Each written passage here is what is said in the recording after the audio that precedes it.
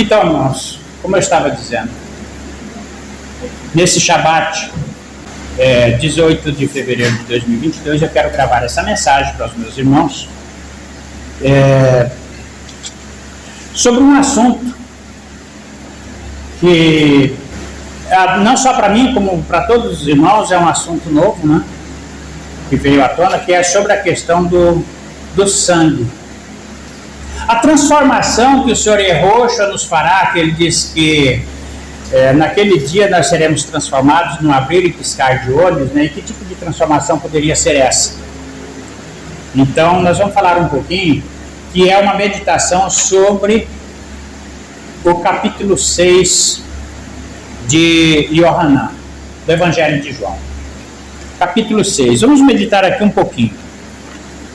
Esse assunto surgiu, irmãos, logo após termos assistido aquele vídeo que apareceu na internet, e até o tipo de sangue no grupo do WhatsApp da Convência, e os irmãos, mas vamos ler, os irmãos até que chegaram de comentar na época, falando sobre a questão do sangue vermelho. E nesse vídeo ali veio falando muito sobre a questão do vermelho, do carmesim, enfim, a cor do pecado, e que o sangue original de Adão, quando lá no paraíso, antes do pecado, o sangue não seria esse, mas seria outro, e que depois do pecado houve então muitas variações, e começou então a surgir muitos tipos sanguíneos, os fatores RH, dos sangues, enfim e tal, e foi que de lá para cá que o sangue se tornou vermelho, que seria a cor do pecado. Hoje o assunto que nós vamos tratar aqui nem não é a questão do vermelho, do carmesim em si, se o sangue vai ser ou não vermelho, mas é uma questão do tipo único de sangue. É João capítulo 6. Nós vamos meditar aqui a partir do verso 22. João capítulo 6, a partir do verso 22. Apesar de que do versículo 1 em diante, já vem falando alguma coisa, porque aqui ele vem falando sobre a Páscoa, né? Sobre o pão da vida. E nova oposição feita pelos judeus acerca de seu discurso e acerca da sua pessoa, né? Mas aí vem falando aqui da multiplicação dos pães, e depois é que entra aqui no versículo 22 o assunto do discurso, né, que a gente quer meditar. No dia seguinte, a multidão que permanecera no outro lado do mar percebeu que aí havia um único barco, e que Yehoshua não tinha entrado nele com os seus discípulos, e os discípulos haviam partido sozinhos. Outros barcos chegaram de Tiberíades, perto do lugar que tinham comido o pão. Quando a multidão viu que Yehoshua não estava ali, nem os seus discípulos, subiu aos barcos e veio para Cafarnaum, à procura de Yehoshua. E quando encontraram então Yehoshua, né, o Senhor Yehoshua então falou com eles: em verdade vos digo, vós me procurais, não porque viste sinais, mas porque comeste dos pães e vos saciastes. Trabalhai, não pelo alimento que se perde, mas pelo alimento que permanece para a vida eterna, alimento que o Filho do Homem vos dará. Pois Deus, o Pai, o marcou com o seu selo. Então vamos fazer uma pequena pausazinha só aqui nessa parte aqui, porque aqui ainda não é o assunto que nós queríamos entrar, mas ele fez uma introdução aqui. Porque aqui ele estava cobrando daquela multidão a motivação que levava eles a procurar o Mestre, que não era pelo pão da vida, não era pela salvação, não era pelo reino de Deus, mas era pelas coisas que perecem. Isso aí é o que a gente vê hoje nas igrejas, que todos vão na igreja procurar uma igreja atrás de um conforto material, não é? Pelo pão que perece. Disseram-lhe então: o que faremos para trabalhar nas obras de Deus? Respondeu-lhe Ierroxo: a obra de Deus é que creias naquele que ele enviou. Então lhes perguntaram: que sinal realizas para que vejamos e creiamos em ti? Que obra fazeis? Os nossos pais comeram maná no deserto, como está escrito. Deu-lhes o pão do céu a comer. Então aqui é que entra o assunto em pauta, o assunto que eu quero tratar com os irmãos. E Ierroxo então lhes respondeu e disse: em verdade vos digo, não foi Moisés quem vos deu o pão do céu, mas o Pai que vos dá o verdadeiro pão do céu, porque o pão de Deus é aquele que desce do céu e dá vida ao mundo. E disseram-lhes: Senhor, dá-nos sempre deste pão. Então Ierroxo lhes disse: eu sou o pão da vida. Quem vem a mim nunca mais terá fome, e quem crê em mim nunca mais terá sede. Eu, porém, vos disse: vós vedes, mas não credes. Todo aquele que o Pai me der virá a mim, e quem vem a mim não o rejeitarei, pois desci do céu, não para fazer a minha vontade, mas a vontade daquele que me enviou. E a vontade do Pai é esta: que eu não perca nada do que me foi entregue, mas que o ressuscite no último dia. Sim, esta é a vontade do Pai. Quem vê o Filho e nele crê tem a vida eterna. Então os judeus murmuravam contra ele, porque dissera: eu sou o pão descido do céu. E diziam: esse não é Ierroxo, filho de José, cujo pai e mãe nós conhecemos? Como diz ele agora: eu desci do céu? E Ierroxo lhes respondeu: não murmureis entre vós, ninguém pode vir a mim se o Pai não o atrair, e eu o ressuscitarei no último dia. Está escrito nos profetas que todos serão ensinados por Deus. Olha só, e aqui mais uma vez ele se identificou, não apenas que ele desceu do céu, mas se apresentou como o próprio Deus, porque está escrito nos profetas que todos seriam ensinados pelo próprio Deus. E se ele estava convocando o povo para ensiná-los, até porque ele era o próprio Deus. E todos serão ensinados por Deus. Quem escuta o ensinamento do Pai e dele aprende, vem a mim. Não que alguém tenha visto o Pai, só aquele que vem de junto de Deus. Então, aqui começa, irmãos, a partir do verso 48, começa o assunto, começa a enrijecer o assunto que realmente eu quero. Eu sou o pão da vida. Vossos pais no deserto comeram o maná e morreram. Vossos pais comeram o maná e morreu. Este pão é o que desce do céu, para que não pereça quem dele comer. Eu sou o pão vivo, descido do céu. Quem comer deste pão viverá eternamente. Então ele está explicando aqui, meus irmãos, que o maná que foi dado por Moisés no deserto nada mais era do que figura e sombra do verdadeiro pão que ainda desceria do céu. Foi o que ele quis ensinar com a lição do maná. Eu sou o pão vivo, e quem comer deste pão viverá eternamente. O pão que eu darei é a minha carne para a vida do mundo.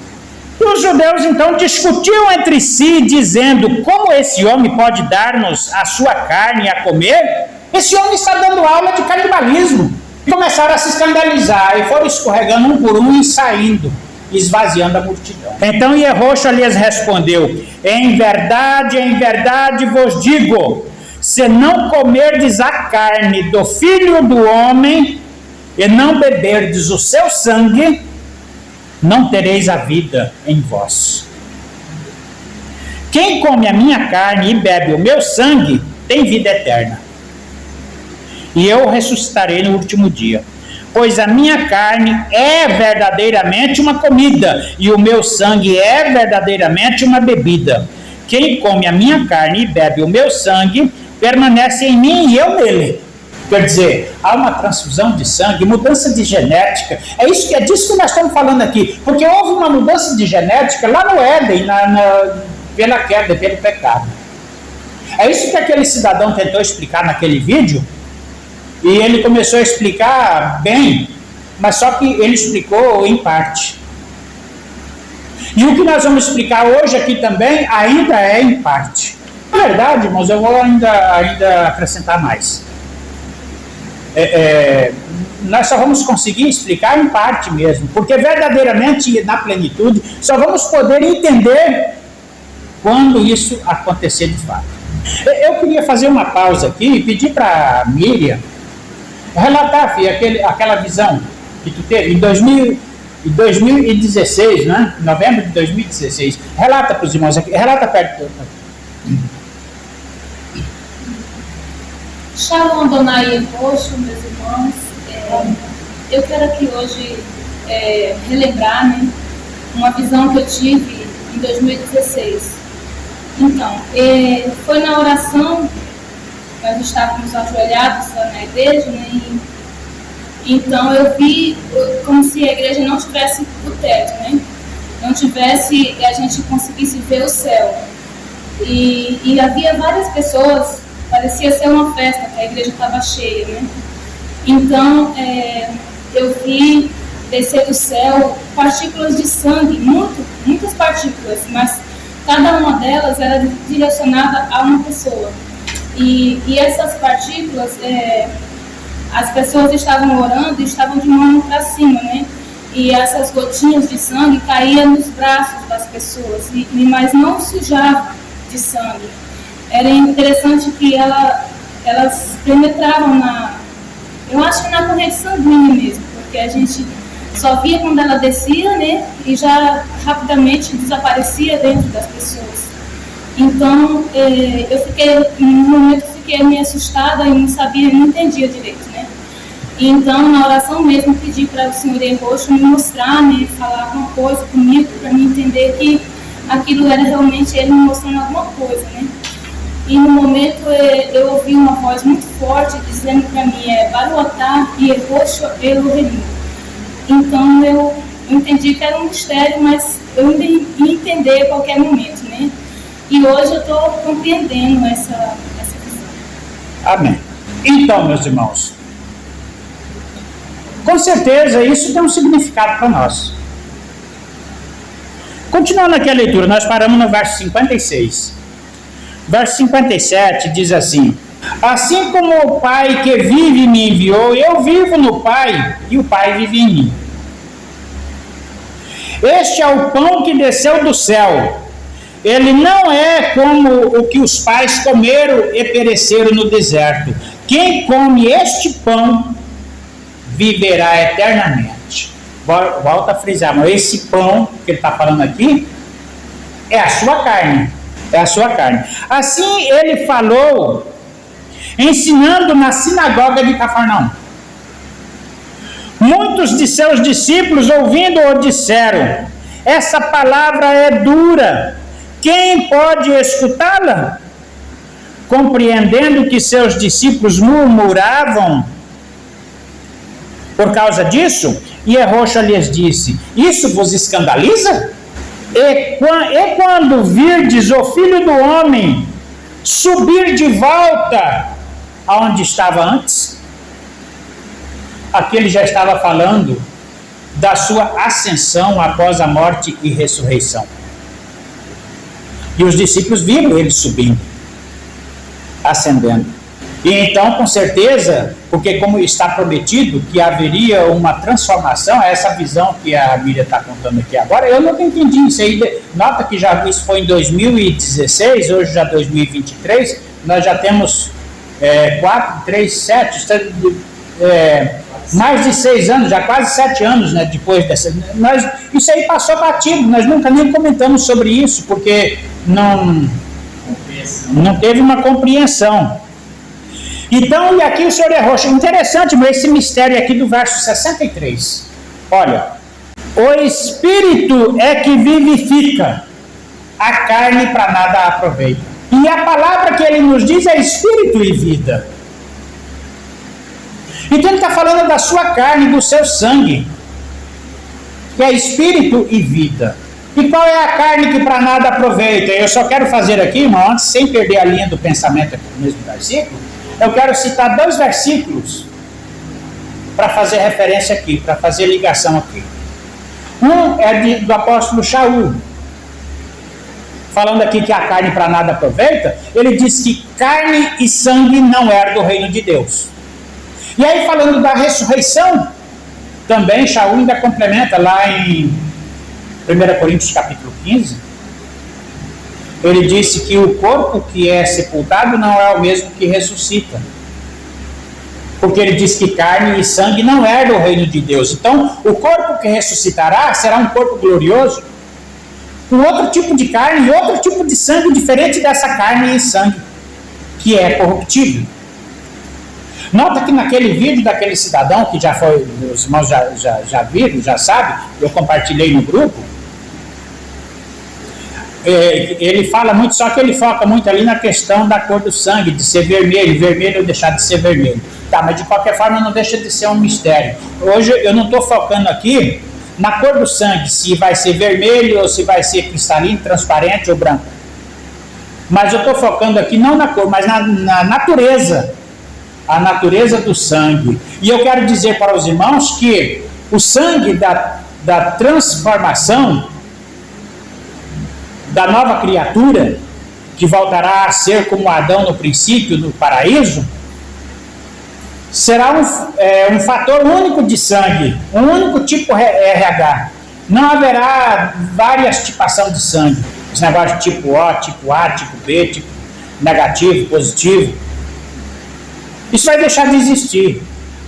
O sangue será tipo único, universal. Porque é o sangue de Yehoshua HaMashiach. E nós poderemos dizer, plagiando as palavras do apóstolo Shaul, nós vamos dizer, sim, vamos repetir as palavras dele. E agora a vida sobrenatural que vivo já não sou mais eu que vivo, mas o HaMashiach vive em mim e eu nele. Então esse é o mistério, irmãos, que temos que entender. Então o Espírito é que vivifica. Então, para isso acontecer, para isso ser real, o Senhor Yehoshua vai arrancar de nós, instantaneamente, no abrir e piscar de olho, ao som da trombeta de Deus. Esse coração de pedra que temos. Por que coração de pedra? É porque é um coração que tem pouca capacidade de entendimento. E é um coração que de maneira nenhuma vai poder bombear um sangue tão espiritual como esse que nos será dado, que foi visto nessa visão, né? Então por isso ele vai tirar de nós, de dentro de cada um, instantaneamente esse coração, e vai nos dar um outro coração, simultaneamente, com outro tipo de sangue. E simultaneamente também, instantaneamente, um outro tipo de corpo. Um corpo espiritual, semelhante aos anjos. Semelhante aos anjos. Então nós nem vamos falar aqui, porque eu não teria condições para falar, não tenho conhecimento para isso, então eu não vou além do que está escrito. Então eu não vou falar a cor do sangue, porque não é disso que se trata. Mas só vou falar que é um tipo diferente de sangue. É um tipo diferente. Com certeza de cor diferente também. Mas é um tipo diferente. Nós estamos falando da natureza do sangue e não da cor. Assim como não vou falar também da cor da pele. A pele que nós vamos ter, a cor da pele, se vamos ser pardo, índio, preto, moreno, amarelo. Mas com certeza nós nos identificaremos. E identificaremos uns aos outros também, porque vamos ter uma memória restaurada. Hoje nós estamos perdendo a memória até do presente, né? Agora, que dirá as memórias que precisa, né, restaurar, né? Então, o Espírito é que vivifica, a carne para nada aproveita. E as palavras que eu vos disse são Espírito e vida. Então, irmãos, não há necessidade nem de eu completar a leitura. Eu queria parar nisso daqui. Que a palavra que o Senhor Yehoshua nos disse nessa tarde é Espírito e vida. Então, vamos meditar nisso daqui apenas como um preâmbulo, né, ou um esboço para um conhecimento muito mais profundo que nós podemos ainda nos avançar depois. Então, que o nome de nosso Adonai, Yehoshua HaMashiach, seja louvado. Amém.